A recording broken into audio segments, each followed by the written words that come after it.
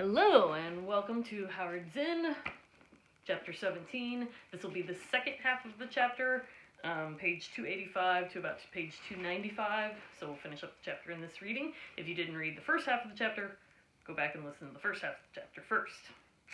Okay, Martin Luther King preaches nonviolence. At a meeting during the boycott, Martin Luther King showed the gift of speech-making that would soon inspire millions of people to work for racial justice. He said, "We have known humiliation. We have known abusive language. We have been plunged into the abyss of oppression. And we decided to raise up only with the weapon of protest. We must use the weapon of love. We must have compassion and understanding for those who hate us." King called on African Americans to practice nonviolence, to seek justice without doing harm to others. This message won him followers among whites as well as blacks, yet some blacks thought that King's message was too simple. Some of those who oppressed them, they believed, would have to be bitterly fought.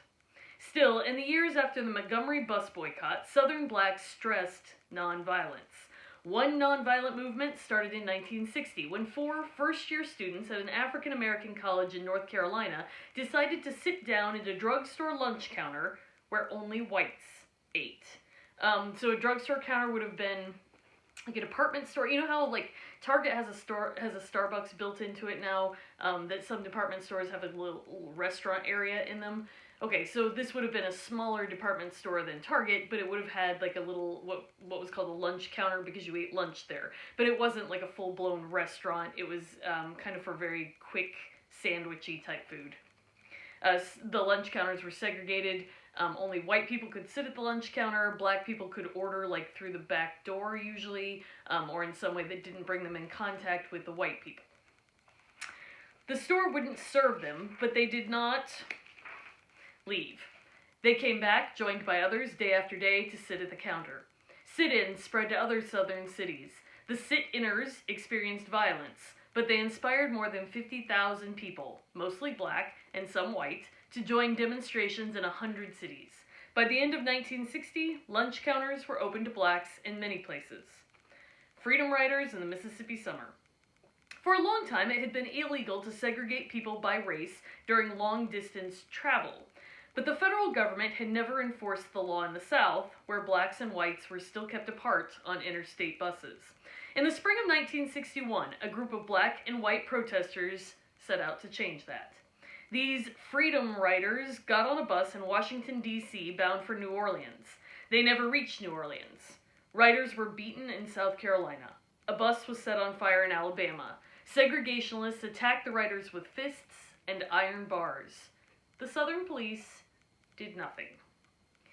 Neither did the federal government, even though the FBI agents were watching the violence. Young people who had taken part in the sit-ins formed the Student Nonviolent Coordinating Committee, or the SNCC.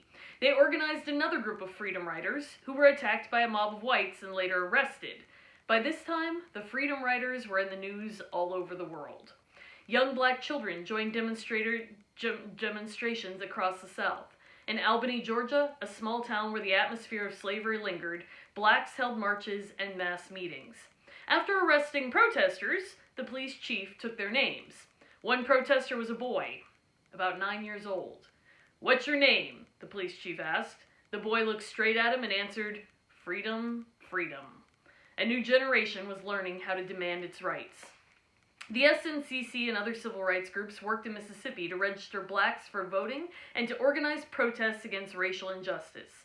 They called on young people from other parts of the country to help, to come south for a Mississippi summer. Facing increasing violence and danger, in June of 1964, they asked President Lyndon B. Johnson, who we've talked about in conjunction with Vietnam, but remember he's also president during the Civil Rights Movement then, and Attorney General Robert Kennedy for federal protection. They got no answers. Soon afterwards, 3 civil rights workers, 1 black and 2 white, were arrested in Philadelphia, Mississippi. After being let out of jail at night, they were beaten with chains and shot to death. Later, the sheriff, deputy sheriff, and others went to jail for the murders. Black power. The national government had refused again and again to defend blacks against violence. Still, the uproar about civil rights and the attention it drew around the world made Congress pass some civil rights laws, including the Civil Rights Act of 1964. These laws promised much, but were ignored or poorly enforced. Then, in 1965, a stronger Voting Rights Act made a difference in Southern voting. In 1952, only 20% of blacks who could vote had registered to do so. But in 1968, 60% were registered, the same percentage as white voters. The federal government was trying to control an explosive situation without making any basic changes. It wanted to channel black anger into traditional places, such as voting booths, and quiet meetings with official support. One meeting like that had taken place in 1963, when Martin Luther King led a huge march on Washington, D.C. The crowd thrilled to King's magnificent "I Have a Dream" speech, but the speech lacked the anger that many blacks felt. John Lewis was a young SNCC leader who had been arrested and beaten many times in the fight for racial equality. Lewis wanted the meeting to express some outrage, but its leaders wouldn't let him criticize the national movement. 2 months later, a black militant named Malcolm X gave his view of the March on Washington. The Negroes were out there in the streets. They were talking about how they were going to march on Washington. It was the grassroots out there on the street. It scared the white man to death, scared the white power structure in Washington, D.C. to death. This is what they did with the March on Washington. They joined it, became part of it, took it over. It became a picnic, a circus, nothing but a circus with clowns and all. It was a takeover. They told the Negroes what time to hit town, where to stop, what signs to carry, what song to sing, what speech they could make, and what speech they could not make, and then told them to get out of town by sundown. People were still exploding bombs in black churches, killing children. The new civil rights laws weren't changing the basic conditions of life for black people. Nonviolence had worked in the Southern civil rights movement, partly by turning the country's opinion against the segregationist South. But by 1965, half of all African Americans lived in the North. There were deep problems in the ghettos, the poor black neighborhoods of the nation's cities. In the summer of 1965, the ghetto of Watts, Los Angeles, erupted with rioting in the streets and with looting and firebombing of stores. 34 people were killed. Most of them were black. More outbreaks took place the next year. In 1967, the biggest urban riots in American history broke out in black ghettos across the land. 83 people died of gunfire, mostly in Newark, New Jersey, and Detroit, Michigan. Martin Luther King was still respected, but new heroes were replacing him. Black Power was their slogan. They distrusted progress that was given a little at a time and by whites. They rejected the idea that whites knew what was best for blacks. Malcolm X was Black Power's chief spokesman.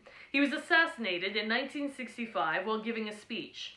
After his death, millions read the book he wrote about his life. He was more influential in death than during his lifetime. Another spokesman was Huey Newton of the Black Panthers.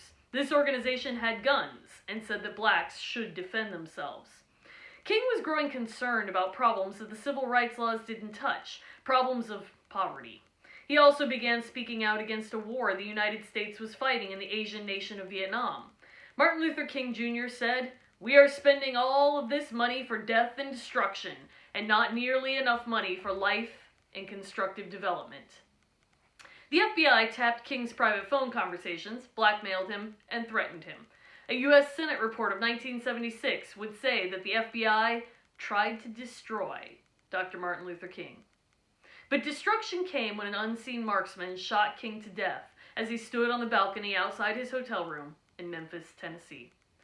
The killing of King brought new urban violence. African Americans saw that violence and injustice against them continued. Attacks on blacks were endlessly repeated in the history of the United States, coming out of a deep well of racism in the national mind. But there was something more.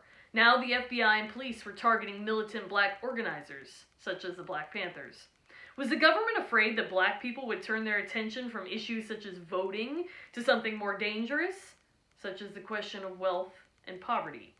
If poor whites and poor blacks united, large-scale class conflict could become a reality. But if some blacks were invited into the power system, they might turn away from class conflict. So leaders of non-militant black groups visited the White House.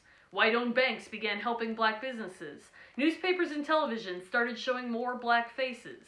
These changes were small, but they got a lot of publicity. They also drew some young black leaders into the mainstream. By 1977, more than 2,000 African Americans held public office in southern cities. It was a big advance, but it was still less than 3% of all elective offices, although blacks made up 20% of the total population. More blacks could go to universities, to law and medical school. Northern cities were busing children back and forth to integrate their schools, but none of this was helping unemployment, poverty, crime, drug addiction, and violence that were destroying the black lower class in the ghettos. At the same time, government programs to aid African Americans seemed to favor blacks over whites. When poor whites and poor blacks competed for jobs, housing, and the miserable schools that the government provided for all the poor, new racial tensions grew. No great black movement was underway in the mid-1970s, yet a new black pride and awareness had been born and was still alive. What form would it take in the future? Okay, thanks.